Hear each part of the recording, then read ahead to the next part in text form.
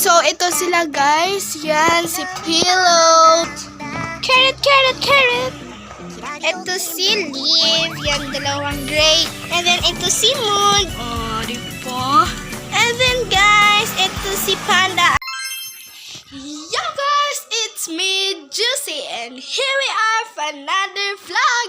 So guys, pasensya na kayo guys kung matagal ako hindi nakapag-vlog. So guys, kung gusto niyong manood sa mga vlogs ko tungkol sa mga rabbit, yes guys, panoorin niyo na lang sa Facebook. So please follow our Facebook page and please din subscribe to our YouTube channel. So guys, puntahan na naman natin ang mga buntes. So let's go guys. So puntahan na natin sila Moon, si Liv, ganon, dalawang buntis tayo guys, si Moon at saka si Liv. So let's go, update. So guys, puntahan na natin sila. Guys, malapit lang sila sa bahay namin. So ito lang yung bahay namin and nandito lang sila. O diba? So, arrange yan guys hanggang doon. So, first tayo, dito tayo sa mga, sa anak ng ina ng bayan. So, ang inang bayan natin guys ay binigay na and ang manang bayan. So, ang ibang kapatid nila ay binigay na rin. So, ito sila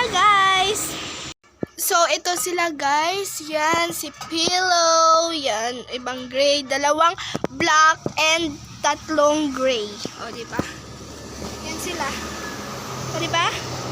Dalawang black at saka tatlong gray. So, lima sila. So, yan, lima sila. So, guys, ito si Carrot. Yan, si Carrot. Carrot, carrot, carrot. So, guys, andito sila Moon, si Liv, ganyan. Ito si Liv. Yan, dalawang gray. Kayong dalawa, sino nakabuntis sa inyong dalawa? And then, ito si Moon. Big tummy na yung baby ka. O, diba? Parehas silang big tummy. Pero mas malaking tummy kay Moon. So, yan. Siraduhan na natin sa kanila. So, siraduhin na natin yan. Ito, mga kapatid ni Moon at saka ni Panda, guys. Ito, ang anak ni Carrot, guys. Yan. Diba? O, diba? So, 6 to sila, guys. 6. So, ito sila, 6. Diba? Lalaki ng first son. Kiss.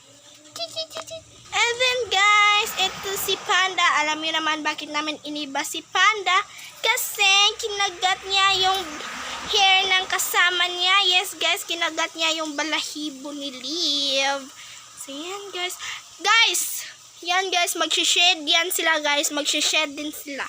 So guys, kung wala pa kayong mga alagang rabbit guys, kung meron kayong alagang rabbit, alam nyo na magsished yung mga rabbit.